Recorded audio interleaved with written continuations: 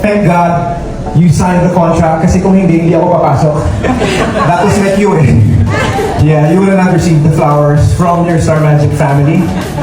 So, it's always been about family. You started here because you love your family so much.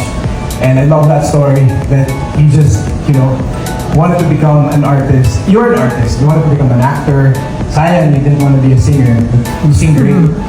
Yeah, pag tayong dalawa lang. But I'm so happy because you have dreams and I know your dreams and I know you personally. And a great family behind you, supporting your dreams. A great network. I've known Kuya Alan for so long. You know, Tita Cory, Direk Lauren, of course, yung mga guwapong katabi mong dalawa, yung tatlo pa sa gilid. And you're in good hands and you know that. So happy for, thank you also. This is her dream to sit beside Carlo and Direk Lauren.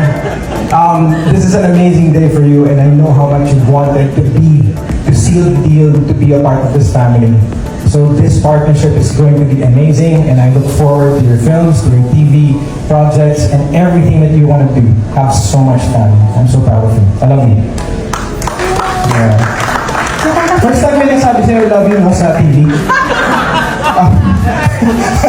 Bert, gusto mo ba natin yung close up? Yes, first time pa lang yung Paki-edit na lang po naka-live feed ba? Alex, tayo walang bawian.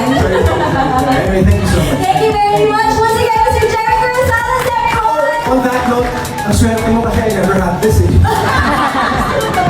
I never had, Tita Cory, I never had this ganyan kalaking picture sa may flowers na ganito.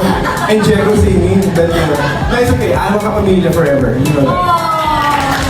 Alright, I'm on it. We love you so much. Thank you so much, Mr. Jericho Rosales. I love you guys. Thank you so much for joining.